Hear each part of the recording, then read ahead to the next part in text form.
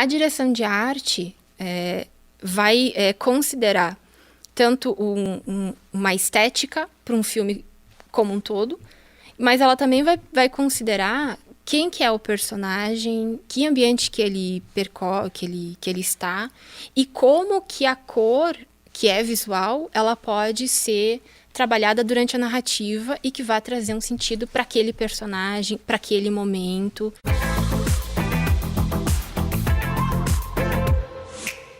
Olá pessoal, está começando o UXplay Podcast, o nosso espaço de conversa com quem entende do assunto.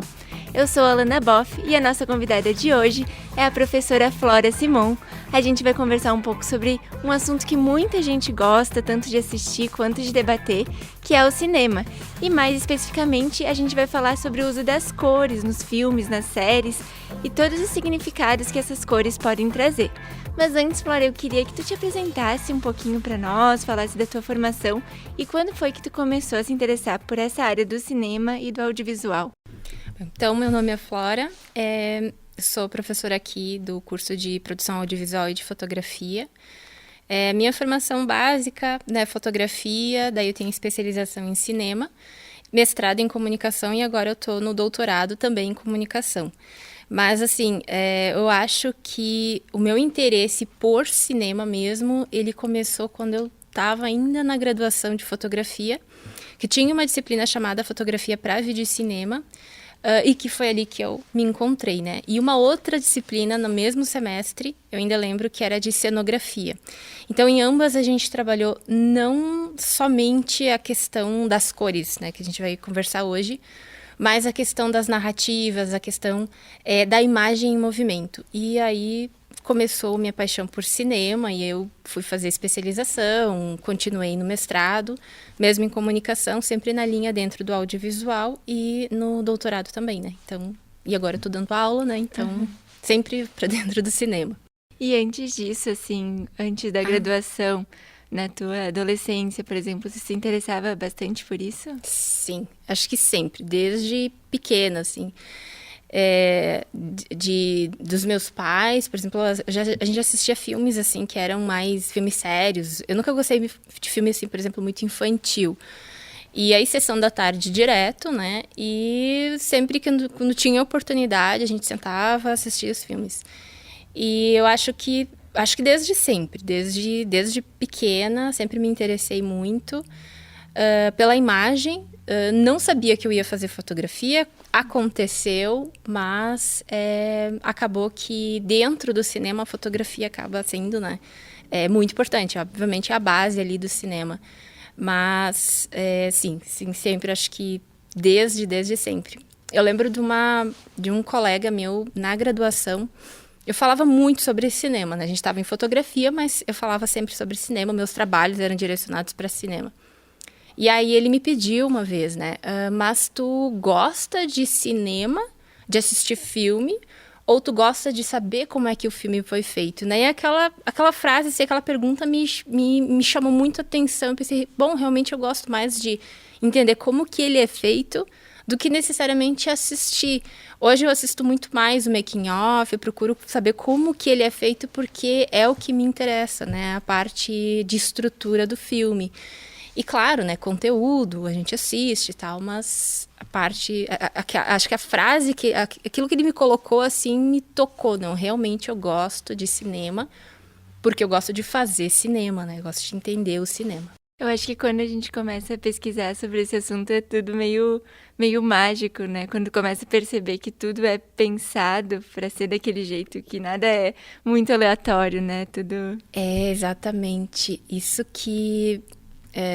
a gente pode chamar de estratégias, enfim, mas são as linguagens que a gente escolhe dentro, né, da narrativa que vão fazer que ele crie sentido. Para o espectador, aquilo é uma ilusão de que algo que está acontecendo, uma ilusão, né, fílmica que vai contar uma história. Mas para quem produz é muito importante entender que aquilo não é por acaso. Tudo é pensado de uma forma para trazer sentido para o espectador. Então, mas eu prefiro a parte já da produção, né? Mais do que só ser espectador, né? Falando então um pouco mais relacionado com diretamente o tema, né? Eu queria falar um pouco do início do cinema, quando ainda era preto e branco, o mais popular, né? Nessa época já se pensava alguma coisa com relação à cor, no sentido de produzir diferentes tons, digamos assim, de cinza para representar coisas diferentes? Ou como é que era pensado, já que não tinha cor? O que eles pensavam para trazer esses significados diferentes, né, nas cenas? Pois é, tem essa relação, né? A gente tem o início do cinema, início mesmo, que era muito experimentação. Então, muito das linguagens, e aí entre as cores, foram sendo trabalhadas mais para frente, depois que se criou narrativas para o cinema, começou a se contar a história. Mas no início do cinema, era o suporte que se tinha, né? Não existia um suporte assim mais acessível, colorido, e era trabalhado o filme muito mais de cotidiano, né? Aquela ideia, sem necessariamente estar relacionado com o que a gente conhece hoje de narrativas. E daí tem-se ali, né, dentro da história do cinema, alguns realizadores, por exemplo, o Méliès, que ele vai começar a pensar nos sentidos das cores dentro dos filmes dele. O Méliès, Georges Méliès, né, ele vai trabalhar muito com gênero de fantasia, de ficção científica.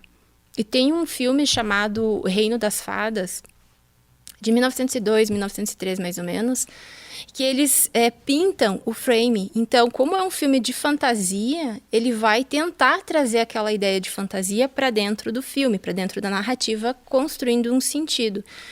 E aí, se tu for procurar, colocar no Google, né, enfim, né, colocar ali nos pesquisadores, tu encontra o filme colorido e tu vê que cada framezinho, assim, vai passando e as cores parece que saem das bordas, porque elas eram pintadas frame a frame. Mas já se existia essa ideia de pensar a cor, né, pensar sentidos da cor.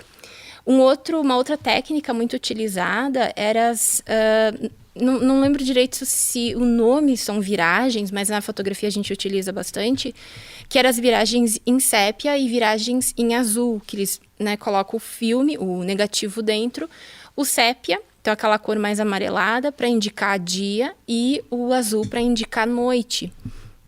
E esse azul é muito interessante, até um aluno comentou numa aula de luz e cor, que eles utilizaram a cor azul num frame que eles fizeram, que eles repetiram o frame do filme do Fred Krueger, e ele comentou que o azul sempre foi condicionado, né, foi sempre não, né, mas ele é condicionado à ideia da noite, e a gente não enxerga azul à noite, né, se a gente for para fora de noite não é azul, mas o cinema convencionou dessa forma.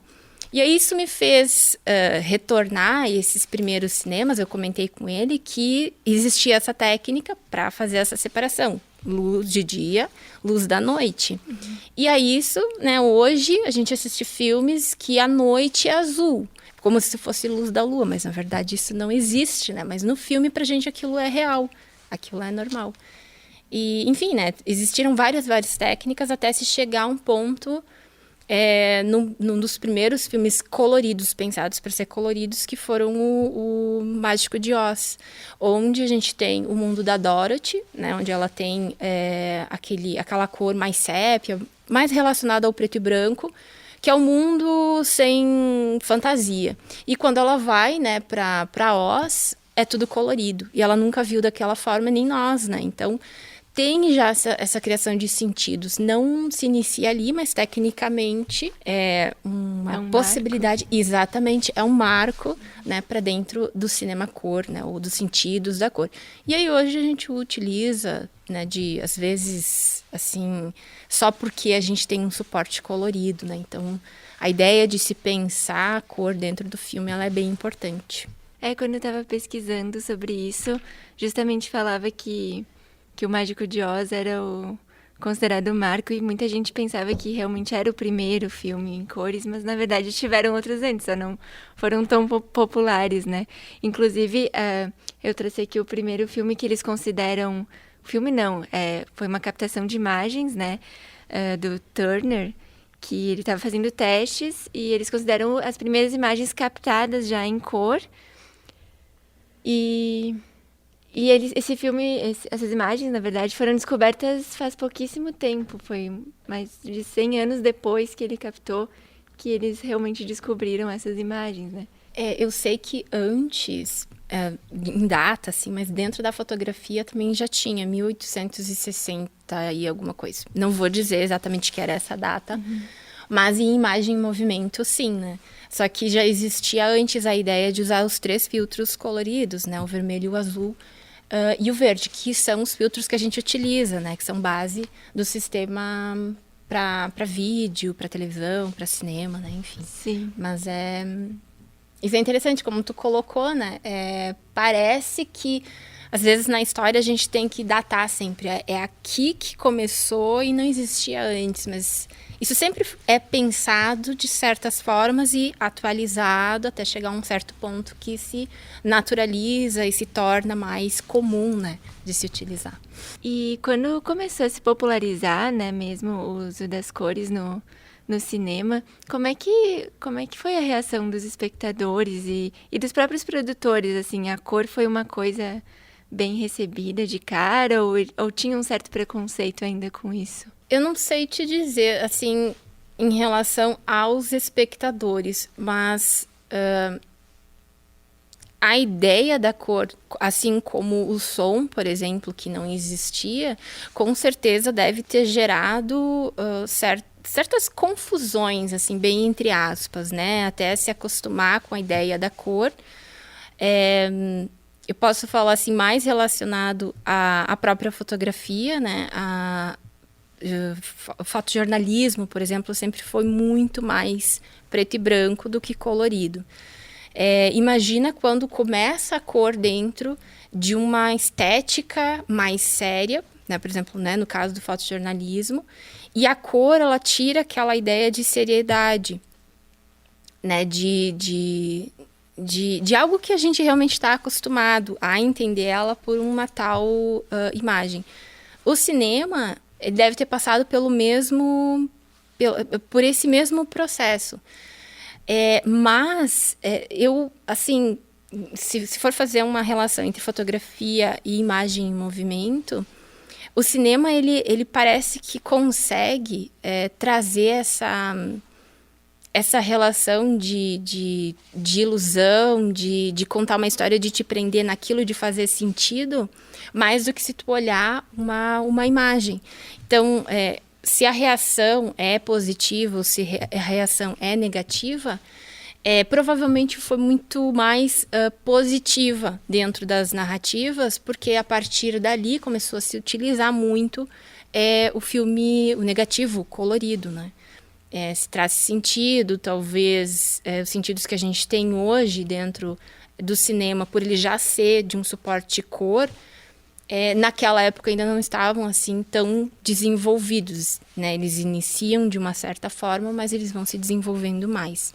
Não sei se sei te dizer assim, é positivo ou foi positivo ou negativo, mas eu imagino que dentro, né, a gente conhece da história do som e dentro da imagem na fotografia, há sempre resistência. Há sempre alguém que vai dizer, não, vai se perder uma linguagem ali, a linguagem do preto e branco, que tem tonalidades, que tem luz e que tem sombra, que traz certos sentidos para a narrativa e que vai chegar um certo momento em que a cor vai acabar com isso, vai acabar com a ideia de outros sentidos que se criavam ali a partir da luz e da sombra. Tanto que hoje, né, fazendo só trazendo esse aspecto de cor, muitos que querem trabalhar, por exemplo, os contrastes pesados em uma narrativa mais dramática, trabalham com o preto e branco e não com o colorido, mas muito mais por conta dos efeitos da luz e da sombra, que são diferentes dos efeitos da luz e da sombra quando a gente trabalha com cor. Eu acho que qualquer mudança em qualquer área, né, vai gerar uma certa resistência por um tempo.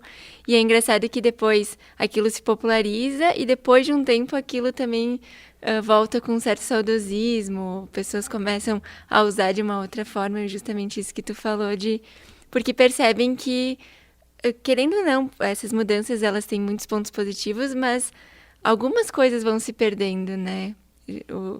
Mesmo esse aspecto do preto e branco. Uhum, exato. E quando é que se começou a perceber, assim, no cinema, que as cores, depois, né, que as cores se popularizaram nos filmes, que elas começaram realmente a ser pensadas de uma forma para trazer uma simbologia, para trazer, né, uma ideia de algum sentimento específico, algum clima específico, ou significados diversos, né? Quando que começou a se perceber isso, de fato, no cinema? Baseado no que a gente tem hoje, né, como eu te coloquei antes, se a gente for pensar em exatamente um filme que fez isso, o Méliès, lá em 1902, 1903, já pensava em trazer esses sentidos de fantasia a partir, né, do frame pintado, colorido. Em 1945, a gente tem ali o Mágico de Oz. Talvez as cores específicas, por exemplo, um verde e um vermelho, não estavam sendo pensadas exatamente com um sentido simbólico dentro do filme. Mas o colorido em si, ele representava um determinado espaço, um determinado lugar, uma determinada fantasia. E em contraste com o espaço que a Dorothy vivia antes. Então ali a gente já pode pensar que as cores já estavam sendo consideradas simbólicas, né, para dentro da narrativa. Um filme, né, que é interessante de pensar também nessa questão do preto e branco e do colorido é o Asas do Desejo, do Wim Wenders. Ele é um filme de 89, se eu não me engano, uma década de 80 final. E ele tem dentro da narrativa dele, que conta a história, né, de anjos. Ele tem uma parte do filme que é preto e branco, né, então é quando é a visão dos anjos que olham pelas pessoas, né, e que ajudam elas de alguma forma, mas é aquela visão de uma pessoa que não sente, né, a gente sabe, pelo menos que se convenciona que anjos não sentem, né, que anjos, enfim, né, e pensando numa ideia aí de um personagem anjo. E aí, a partir do momento que ele se apaixona pela personagem, por uma outra personagem, que ela é uma acrobata, ele resolve pular de um prédio para ele começar a sentir. Quando ele pula do prédio, enfim, ele começa a enxergar, nós começamos a enxergar também colorido, né? Então tudo fica colorido. Então não é uma cor específica que vai trazer um sentido, e sim, novamente, a ideia da cor que é muito mais próxima do que a gente enxerga hoje. Aí, voltando à tua questão até anterior, né? Hoje a gente está convencionado que o cinema é colorido. Então, porque nós enxergamos assim. E o produtor vai querer que nós fiquemos dentro daquela ilusão de cinema. Quando a gente vê o filme preto e branco, a gente já espera. É um filme de drama, é um filme de policial, é um filme que está utilizando aquela estética porque eu não enxergo dessa forma. Então, se eu estou colocando dentro de um filme, dentro de uma narrativa, uma parte em preto e branco e depois uma parte colorida, é porque eu estou tentando trazer um sentido para ele. Mesmo que o filme seja um pouco mais atual, né, década de 90, ali, final da década de 80, ainda assim é se pensado nas cores que representam a vida, que representam a forma que a gente enxerga. Então, no decorrer do filme, agora deu o spoiler, porque o filme, no momento em que ele vive, como se ele fosse um ser humano, ele passa a ver tudo colorido. E nós vemos da forma que ele enxerga. Então, isso é muito interessante de se considerar, né, quando se fala em que momento que passou a ter sentido a cor, né? Acho que não existe necessariamente um momento, mas sim um processo. Isso, é um processo e vai depender sempre da narrativa que tu está construindo, né? E quais são as formas que se costuma usar para trazer essas cores para cenas, assim? Porque tem mais de um jeito, né? Pode ser pelo figurino, pela luz. Quais são as formas principais, assim, que se usa? Normalmente a cor ela está relacionada com o departamento da arte. Então, sempre quando a gente vai construir um filme, a gente tem que entender qual é o conceito do filme, qual que é a ideia do filme, o que o filme está falando. O filme ele pode estar falando sobre vingança, né? O Kill Bill, por exemplo, ele fala sobre vingança. Ele pode estar falando sobre amor, ele pode estar falando sobre morte, ele pode estar falando sobre vários assuntos. E quando a gente compreende o conceito dele, o diretor de arte ou o designer do filme, ele vai pensar num conceito visual para aquele conceito que foi pensado anteriormente no roteiro ou pelo diretor, enfim, a ideia do filme. Então, a direção de arte vai considerar tanto uma estética para um filme como um todo, mas ela também vai considerar quem que é o personagem, que ambiente que ele percorre, que ele está, e como que a cor, que é visual, ela pode ser trabalhada durante a narrativa e que vai trazer um sentido para aquele personagem, para aquele momento. Então pode ser uma cena em que o personagem está discutindo com alguém e a gente trabalhar essa sensação de raiva, de energia com as cores vermelhas. A forma que é utilizado, eu posso tanto estar usando um figurino, colocando figurino naquele personagem, onde se destaquem as cores vermelhas, as cores quentes, as cores, né, que podem trazer essa sensação, quanto eu posso estar utilizando as cores luz, que são as cores das fontes de luz. Então, eu posso estar colocando no ambiente todo uma cor mais avermelhada. Eu posso fazer um tratamento no pós com uma cor mais avermelhada. Então, são várias formas de se trabalhar. Mas, se a gente for pensar, tem duas básicas, que são as cores luz e as cores pigmento. Cor pigmento está relacionada à direção de arte e cor luz não é que não está relacionada à direção de arte, mas ela está relacionada muito mais à questão técnica da fotografia. Mas é sempre uma conversa, né? A gente tem que entender todo o conceito do filme para conseguir transmitir isso visualmente.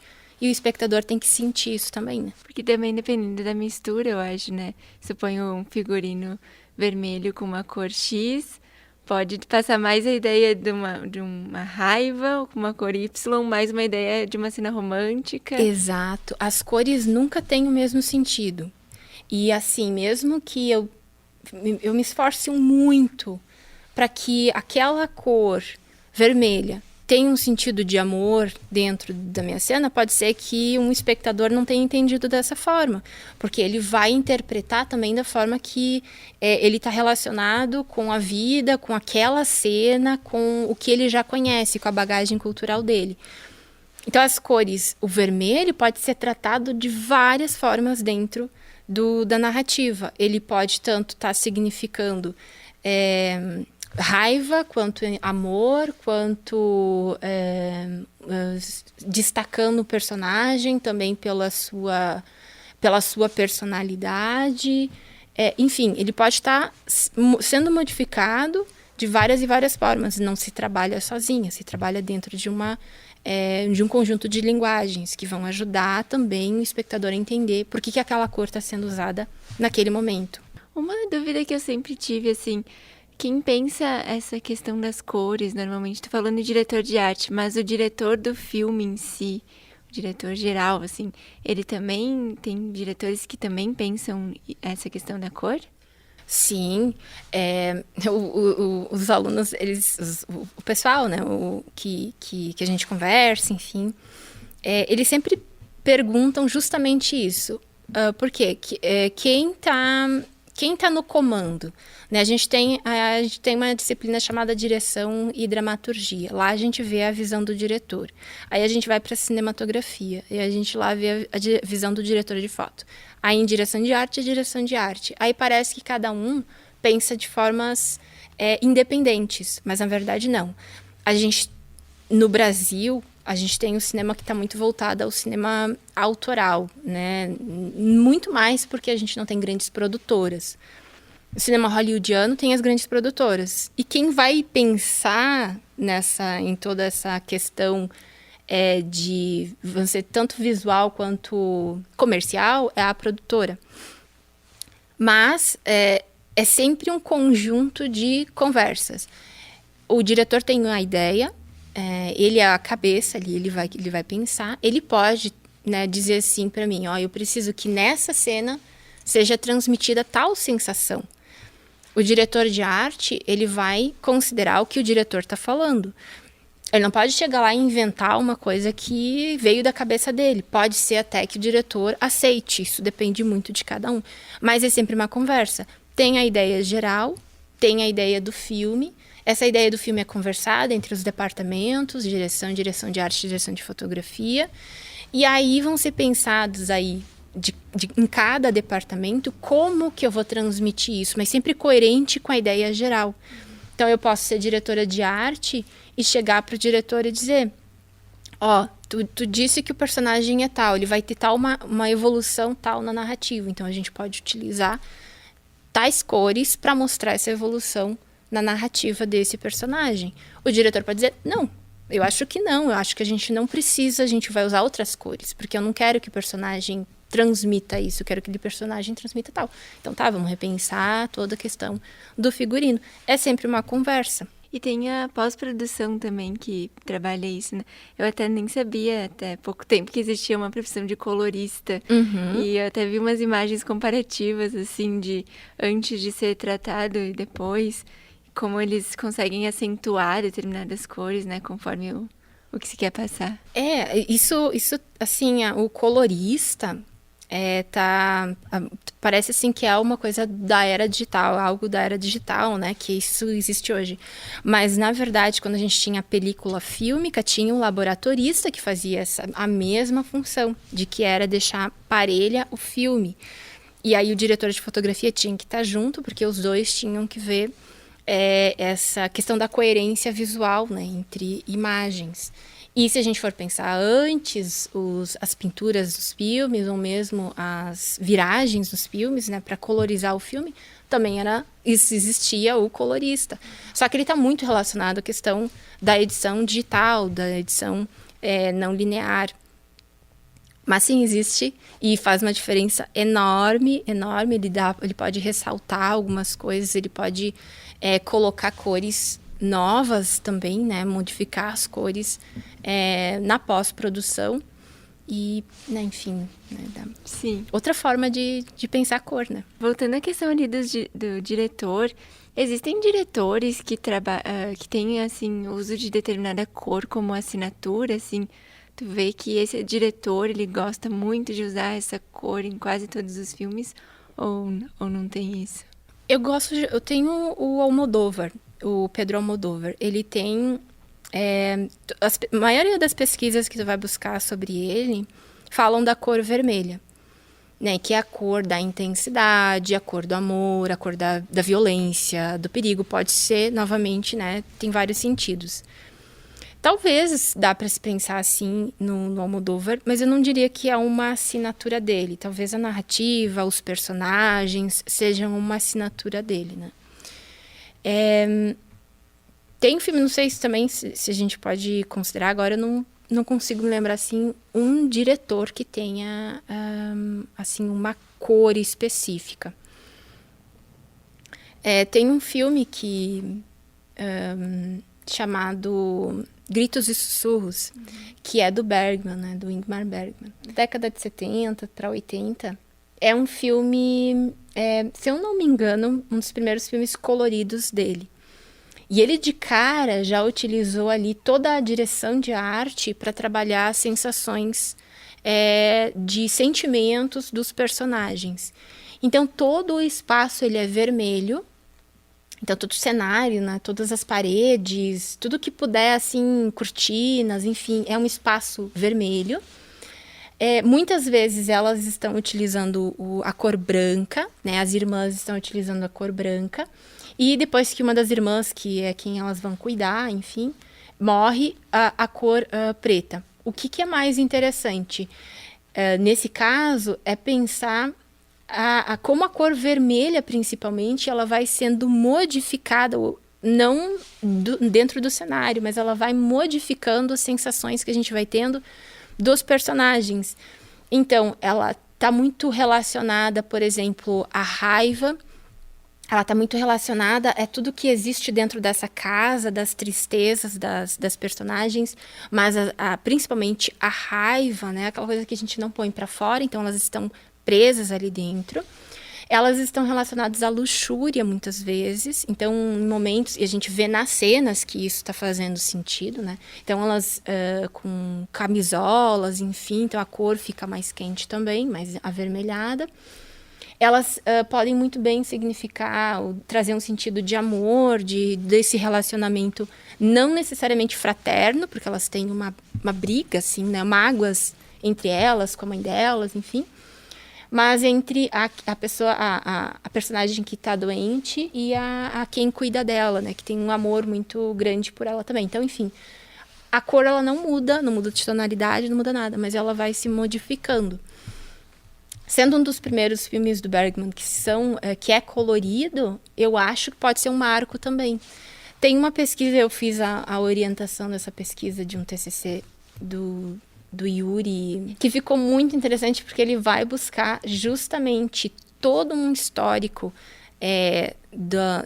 da técnica da cor dentro do cinema, até ele chegar no filme do Bergman, que é esse filme das irmãs Gritos e Sussurros. Ele é um drama, e ele não é um drama utilizado cores pastéis, que a gente está acostumado. Ele é um drama utilizando a cor vermelha.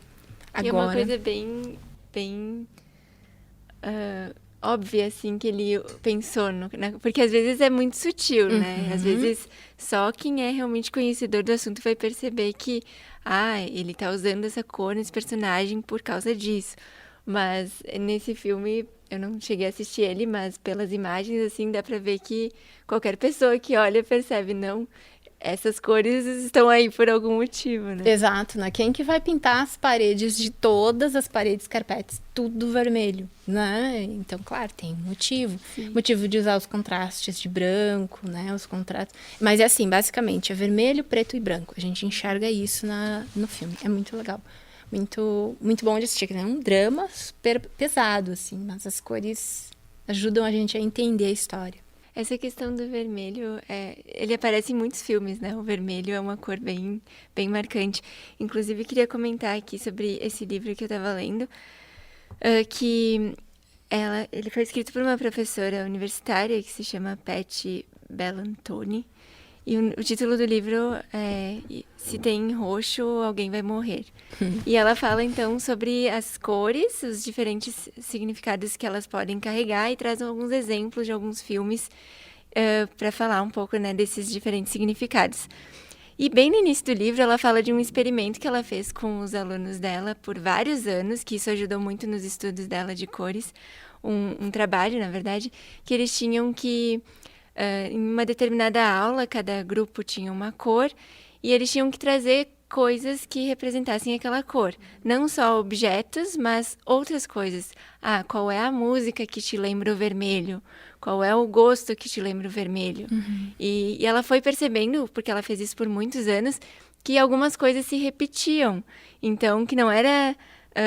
isso é muito pessoal, realmente, daquela cor, porque quase todos os grupos dos diferentes anos trouxeram esse sabor relacionado ao vermelho. Não necessariamente é uma comida vermelha, mas é uma comida que lembra o vermelho. Que então, interessante. Bem interessante. E ela fala muito do vermelho e diz que uma das primeiras vezes que ela fez essa experimentação, alguns alunos que na verdade eram bem amigos, quando o ambiente estava todo vermelho, ela foi percebendo que as atitudes das pessoas foi mudando um pouco, né? Então, ela foi observando isso e uns amigos começaram a brigar, assim, meio sem um motivo muito plausível. Uhum. E ela foi pensando que talvez tivesse a ver com aquele ambiente vermelho. E depois também houve um relato acho que foi um aluno também dela, que pintaram a sala de jantar da casa dele de vermelho. E a família começou a brigar muito mais na hora do jantar por causa daquele ambiente. Porque a única coisa que tinha mudado era a cor da sala. Depois eles voltaram para uma cor mais neutra e as brigas começaram a parar. Então é muito forte, né? Isso que a cor pode provocar na psicologia das pessoas, né? Pois é interessante voltar assim um pouco ao como que a gente olha, como é que a gente percebe, como é que a gente sente, né? São duas coisas diferentes, a percepção e a sensação. O vermelho, ele tá muito ligado, e eu, assim, gosto muito de relacionar a questão da natureza para as cores, né? A questão do instinto, a questão que a gente nem sabe de onde que vem, mas que a gente sente. E o vermelho, por exemplo, ele está muito relacionado à questão do fogo, à questão de tudo que é realmente quente, né? Então, ele vai necessariamente estar relacionado também a sentidos de sentidos de energia muito, muito altos, né? O vermelho é uma cor, a cromaticidade dele é muito, muito alta. Talvez o que mais a gente perceba. Quando a gente vai para o azul, por exemplo, o azul ele já está mais relacionado à questão da introspecção. Ele está muito próximo do preto, por exemplo, e o preto nos lembra a noite, e a noite sempre foi relacionada a algo muito mais... não é de um perigo, mas era o momento em que a gente tinha que voltar para casa, a gente é acondicionado de voltar para casa, que podem acontecer coisas ruins. Então, o preto ele está relacionado a essa ideia da morte, da morbidez, e o azul está muito próximo dele, né? Principalmente o azul escuro. Vai se relacionar à questão do infinito, e quando a gente fala de infinito, a gente começa a pensar nas coisas que a gente entra como se a gente entrasse dentro de nós mesmos, é nosso pensamento, e volta e volta. Então, olha a diferença entre o vermelho, que é super alto, e o azul que desce. Então, o azul vai estar relacionado à introspecção, mas também à depressão. Então, o que eles falam? Não se pinta parede de quarto de azul, porque... Claro, tu não vai sentar lá 1 hora e ficar depressivo, mas isso te ajuda a começar a pensar, e às vezes a gente começa a pensar, em um certo momento aquilo surgem problemas, como o vermelho, podem surgir problemas porque ele é muito alto, né? Ele te provoca. Ela fala que o vermelho é como se fosse uma cafeína visual, porque ele é muito da ação. Exato, também, né? Da energia. Energia. Uhum. Eu trouxe alguns filmes aqui, então, pra gente comentar sobre esse uso das cores. Aqui também é naquela perspectiva do preto e branco com a cor, né? Com a cor. E ali o vermelho, né? Não podia ser um verde, não podia ser um azul. Tem que ser o vermelho. Porque ele é mais chamativo. Ele é também, muito né? chamativo. Às vezes ele nem tá dizendo que a menina tá com raiva. Ele não tá dizendo isso. Às vezes ele tá só sendo utilizado por questão de percepção mesmo. A gente enxerga muito rápido o vermelho, né? Aqui no Beleza Americana também tem essa questão do azul e do vermelho, né? Porque, pelo que eu vi no início do filme, que esse personagem é um pouco mais monótono, é muito utilizado o azul, mas ainda já tem alguns elementinhos vermelhos. E depois o vermelho, o cartaz desse filme, né? É muito Essas chamativo, pétalas, né? E daí também é o vermelho, mas com essa ideia de luxúria, né? De luxúria. Ele tá muito relacionado também às cores da bandeira. Eu vi isso. Nunca tinha feito essa relação. Mas não só, né? Não quiseram trazer assim, americano, então vamos colocar as cores da bandeira. E sim, porque toda a narrativa... E aí a gente pode pensar na questão da evolução desse personagem, né? Do personagem do pai ali. Que era um cara, como tu falou, monótono. E que depois ele conhecia essa menina, mas também com um pouquinho de problemas. Ele acha que ela tá dando em cima dele. E que ele começa a imaginar uma relação entre os dois. E aí começa a aparecer o vermelho, começa a cada vez ficar mais intenso. E vão se misturando o vermelho e o azul dentro da narrativa. Isso é uma evolução desse personagem. E a gente vai percebendo essa intensidade pelas cores. Outro filme que usa isso é A Vida Secreta de Walter Mitty, né? Que também o personagem começa como alguém muito monótono. E daí aparece muito a cor azul. E esse momento eu acho que é o momento que ele vai viajar e ele encontra... Só tem 2 carros disponíveis para ele chegar no lugar que ele quer, que ele tá procurando um fotógrafo lá com uma foto específica. E daí um carro é azul e o outro carro é vermelho. E daí, isso ainda é meio mais pro início do filme, ele escolhe o carro vermelho. E daí parece que é um ponto de virada no filme, porque agora ele tá... não só imaginando coisas que ele pode fazer, mas ele tá agindo, né? Então, essa dicotomia de novo E o vermelho e o azul também são usados muito como símbolo de bondade e maldade, né? Em alguns filmes. Por exemplo, Star Wars, eles usam o vermelho né? É a luz Sim, se tu do for mal pensar o bem e o mal, como é que tu representaria em cores, né? Sim. Vermelho e azul, né? Eu fui assistir esses tempos um filme da Marvel e comecei a perceber isso também, que uma força que naquela cena estava representando meio que o mal, assim, a força dela era vermelha e a parte do bem, a força era azul, então se repete bastante essa questão, né?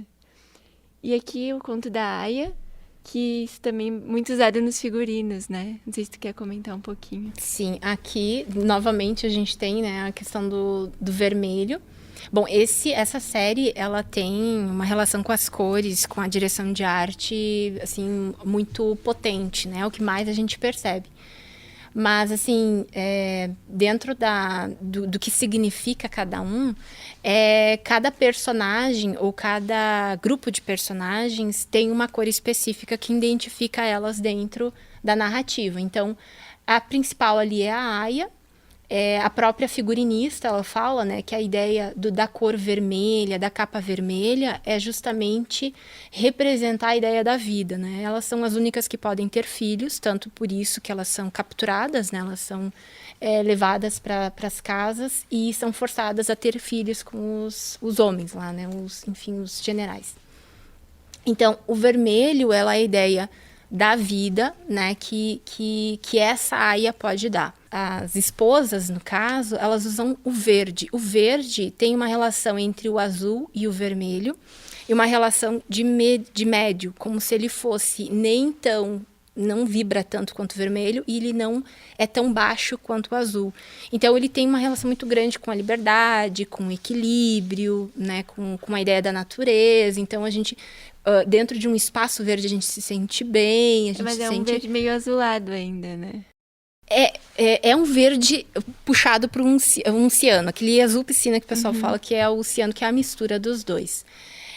Elas são, vamos dizer assim, elas não podem ter filhos, né? E elas, ao mesmo tempo, são quem vai estar ali...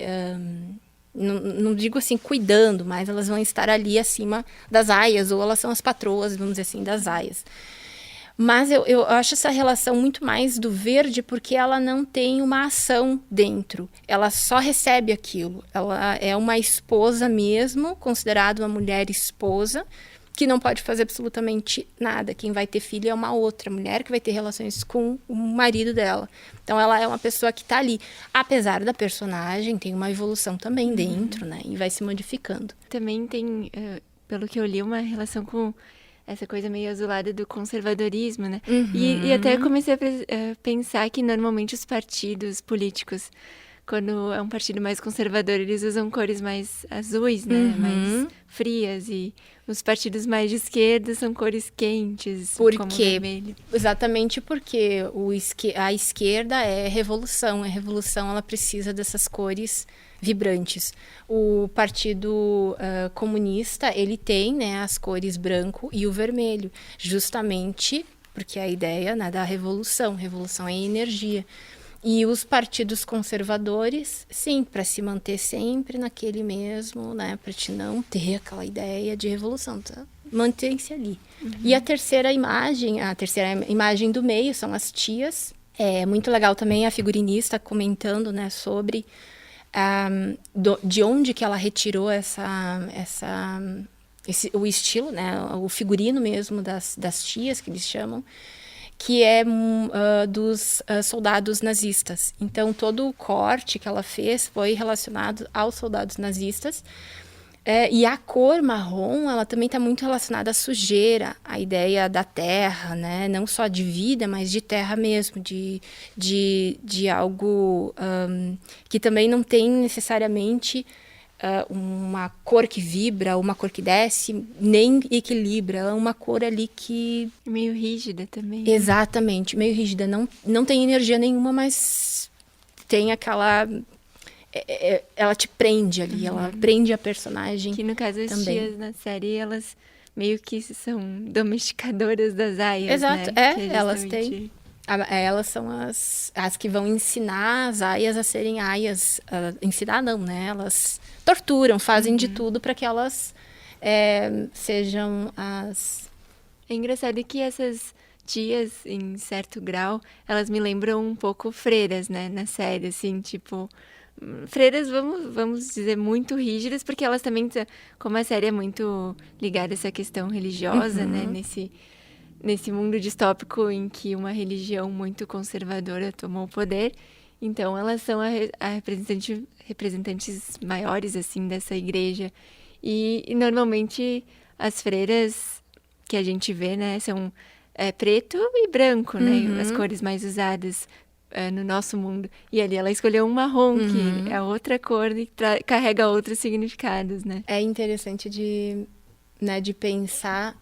Eu não sei, o marrom é uma cor, pra mim, muito estranha, sabe? Muito estranha. Eu tô usando, né, quase marrom aqui, mas é uma cor estranha. Ela não me diz nada, parece. Sim. Não tem aquela vida, né, como as outras cores. Mas a série, com certeza, é muito marcada pelo vermelho, né? A fotografia da série. Claro, e aí, né, se pensando que as aias são as que vão ser as controladas, que, né, vão ser submetidas a toda a situação, o vermelho, ele também representa a ideia da rebeldia delas, né, que vai ser liderada por uma das personagens e que vai ter essa ideia do vermelho, aí o vermelho muda de sentido. Veja só como o vermelho é o mesmo figurino, é o mesmo tom, mas ele muda de sentido durante a narrativa. Novamente, a questão, né, da personagem que vai evoluindo, né, evoluindo para um certo ponto dentro da narrativa.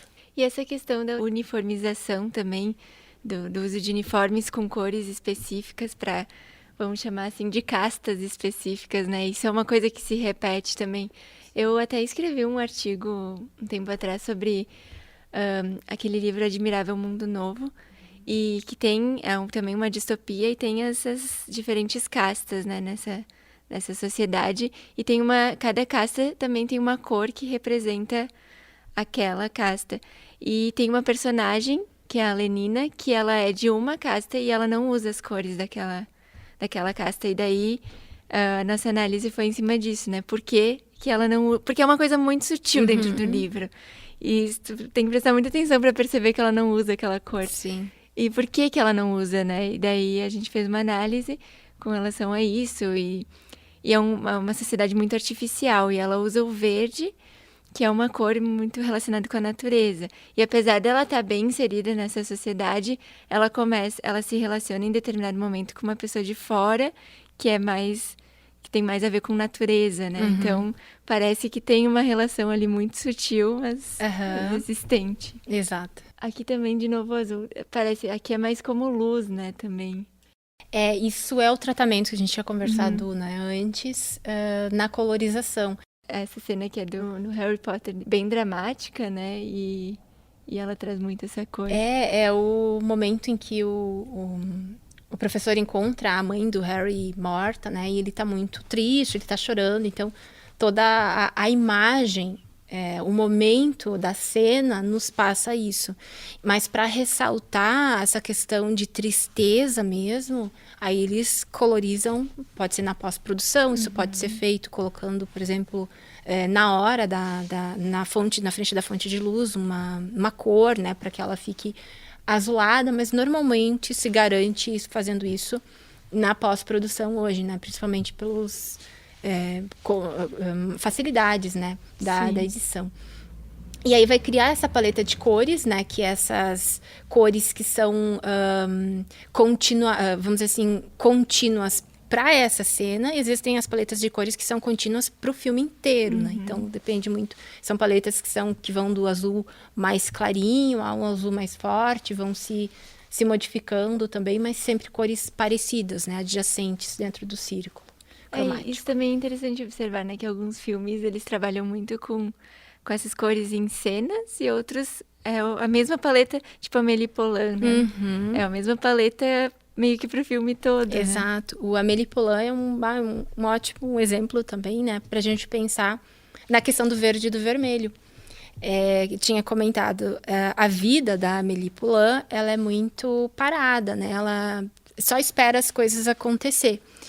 E o figurino, todo o ambiente fora de casa dela é tudo esverdeado, né? Parece que tem aquele filtro, é estranha aquela cor, né? Não é uma cor natural que a gente enxerga, mas se torna natural pro filme. E ela muitas vezes está usando verde e de vez em quando ela usa um vermelho. E aí essas cores começam a se contrastar mais, porque são cores, né, que acabam gerando esse contraste, essa força também, durante determinadas ações da personagem. Mas sempre a gente tem essa mesma paleta de cores, são verdes e são vermelhos ou são cores parecidas, laranjas, amarelos, enfim, mas sempre cores quentes e cores frias que se misturam no filme. Aqui a gente tem o Kill Bill. Isso é interessante também, pelo que eu li sobre que o amarelo, às vezes ele é relacionado com uma coisa meio otimista, meio feliz, assim, por causa do sol e tal. Mas também ele pode estar relacionado, nesse caso, eles falam que é com a vingança, né? Na verdade, como ele é um filme de samurai, ou tá baseado em filmes de samurai, no Oriente, o amarelo, ele traz essa ideia de vingança, essa ideia do que o vermelho pra gente significa aqui. Então, como eu coloquei antes, nem sempre todos vão entender da mesma forma. Isso também vai ser percebido a partir da nossa cultura. A gente culturalmente está sendo ensinado de tal forma. Lá eles são ensinados de outra forma, com outras cores que significam, né? E como o filme todo, ele é um filme que fala sobre uma como é que eles dizem, espadachim, enfim, tá trabalhando com uma cultura oriental, é o amarelo. Toda vez que ela vai se vingar de alguém, acho que a primeira vingança que ela faz, que ela vai na casa de uma das ex-parceiras dela, depois que ela acorda, ela tá com uma caminhoneta lá, amarela. Não é dela, ela roubou, né, do cara, mas é amarelona. Então, ela tá muito visível o que ela vai fazer. E ela, o tempo inteiro, com uma moto amarela, com uma roupa amarela, toda vez que ela vai fazer essa ideia de vingança ali, né? Então, tá mais relacionado à questão de cultura mesmo, né, oriental.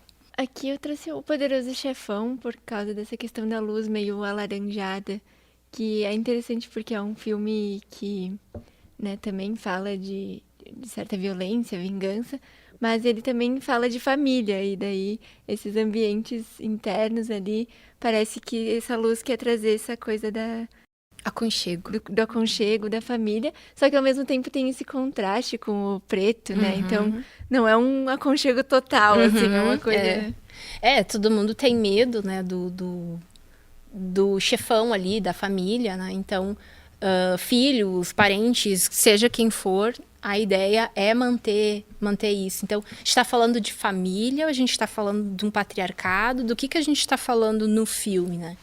Sim. Então, sim, essa ideia de cores quentes e cores frias também é muito trabalhado, né? Nesse caso, tu pode sentir essa ideia de aconchego, ao mesmo tempo que o amarelo, ele também tem um sentido de atenção. Uhum. Olha ali, ó, dá uma olhadinha no que está acontecendo. Então, novamente, sempre depende da narrativa. Nem tudo sempre vai significar a mesma coisa. Né? Aqui eu trouxe a questão do roxo, né? Justamente por causa desse livro que fala do roxo como... Ele tem vários significados, né? Mas muita gente fala que em alguns filmes esse roxo é usado para anunciar uma morte próxima ou a morte de algo, de alguma coisa, uma mudança muito drástica, né? E aqui no Gladiador isso acontece depois que ele usa esse manto roxo. E no Chicago também, que é um filme que fala muito de morte, né? Uhum. Porque elas mataram os seus maridos, enfim. E daí já é um pouco diferente, não é no figurino, né? Na luz. Cor. E a luz, ela acaba também fazendo parte do cenário, né? Então, não nos confunde, mas ao mesmo tempo ajuda a transmitir essa sensação. Talvez no filme do Gladiador fique muito mais visível, menos sutil, como tu colocou antes, porque ele usa uma capa e ele morre. Uhum. E ali aqui é muito mais sutil, porque essas cores, elas estão relacionadas ao espaço que elas ficam, né? Então, essa tua análise, né, de trazer o roxo enquanto uma ideia de morte, algo que se aproxima, algo que se modifica, tem no sentido do roxo como um esotérico, né? Ele está relacionado às bruxas, está relacionado à magia também, né? Então, dá para se trabalhar de várias formas. No livro aqui ela fala que quando se trabalhava o roxo, quase todos os anos, os alunos construíam um templo. Quando se pensava em roxo, tinha um templo. E também ele é um pouco relacionado com a questão do caixão, né? Daquele acolchoado roxo, né? Por dentro. Não sabia dessa. Uhum. Eu lembrava que tinha uma relação maior ali com a ideia do esotérico, o erótico também pode ser pensado. Mas tem a série Euforia, que eu achei muito interessante os alunos conseguirem entender a sensação que estava passando, porque, né, na série fala muito sobre o uso de drogas e o momento em que elas usam aquela droga, as personagens, elas entram num êxtase, elas entram numa viagem e as coisas ficam com essa coloração roxa. Então, está muito relacionado também à questão da fantasia. Sim. E, né, no caso aqui do filme, tem um certo sentido, né? A gente vai buscando esses sentidos também né, durante a narrativa. Na literatura também, eu lembrei que tem um livro do Saramago que se chama As Intermitências da Morte, e que em dado momento, não vou contar a história do livro, mas em dado momento a morte começa a enviar cartas para as pessoas para avisar que elas vão morrer, para elas se prepararem. E os envelopes dessas cartas são roxos, lilás, uma cor assim. Então eu lembrei também disso, né, que mais uma vez o roxo estava atrelado com essa questão de uma morte próxima. Uhum. E aqui eu trouxe também uma paleta de cores de figurinos da série Breaking Bad, dos diferentes personagens da série. Também para falar um pouco que esses personagens, é uma série meio comprida, né? Então eles vão mudando muito durante a série e os figurinos parece que acompanham muito bem essas mudanças deles, né? Com as diferentes cores. E o verde nessa série ele é muito atrelado ao Walter White, que é o protagonista. E nesse caso o verde está relacionado muito ao dinheiro e à ganância, né? Então também é uma outra visão do verde que não é da natureza. Exato, não é da natureza. E tem uma personagem nessa série que ela usa quase toda a série o roxo. Que eu até, quando eu assisti na época, até fiz uma relação. Eu não achei uma análise sobre isso, mas como espectadora, uma relação com depois da morte do marido dela. E ela faz a série inteira, porque ele é um personagem que é quase o mocinho, assim, da série, né? E daí, não sei, acontecem muitas mortes durante a série, mas parece que a morte dele, ela é mais dramática, é uma morte que tu não estava esperando tanto. E daí ela ter usado o roxo durante toda a série, sabe? E na casa deles também tudo é muito roxo, tem muitos objetos em roxo, então é interessante também. Então, Flora, para finalizar, eu queria fazer uma espécie de joguinho assim contigo, tipo um questionário assim de respostas rápidas. E a primeira pergunta assim seria: qual que é a tua cor preferida? Azul. Eu gosto muito do azul. Azul é uma ou cor roxo? bem comum de ser preferida, assim. E qual que é o teu filme preferido? Isso é muito difícil. Tem aquelas perguntinhas no Insta também. Eu fico sempre pensando. Mas o meu filme preferido, eu acho que é O Silêncio dos Inocentes. E um livro sobre cinema que tu indicaria? Aí tem um que não vai falar sobre cores, tá? Mas que eu adoro, que é A Tela Demoníaca. É que eu sou do terror, né? Então, Sim. é A Tela Demoníaca, da Lotte Eisner, que ela fala só sobre o expressionismo, mas dá para falar sobre outros, né? Que é um assunto específico que eu gosto muito, sabe? Que é a construção de personagens. E se tu pudesse ser personagem de um filme, qual personagem tu gostaria de ser? A Ripley do Alien. Sim. E, por fim, qual que, na tua opinião, é o filme que faz o melhor uso de cores, assim, para passar diferentes significados? Ou um dos melhores? Um dos melhores, eu acho, né? Assim, mais fácil de se perceber a ideia do conceito do filme, o Matrix, o primeiro. Sim. Que tem uma cor verde para o espaço que eles estão dentro, né, do Matrix, e uma cor mais azulada quando eles estão fora. E tem a pílula, né? A vermelha, eu acho que era azul ou verde, enfim. Mas é fácil, mas eu não digo que seja o melhor, mas é o que me veio agora, né? Não, tem animação também, eu acho que ela é perfeita, que é o Divertidamente. Que sim. ela é perfeita para quem quer entender cores e como é que tá relacionado com os sentimentos. Dá para assistir Divertidamente, que é ótimo. Então tá. Muito obrigada pela tua presença, Flora. Foi muito legal a nossa conversa. Tem muito pano pra manga, né, nesse assunto das cores nos filmes. E eu queria convidar todo mundo para continuar acompanhando o Uxplay Podcast. Vão vir ainda muitos convidados e assuntos interessantes pela frente. Lembrando que vocês podem acompanhar as novidades todas nas nossas redes sociais, no Facebook e no Instagram, @Uxplay. E era isso por hoje. Até a próxima.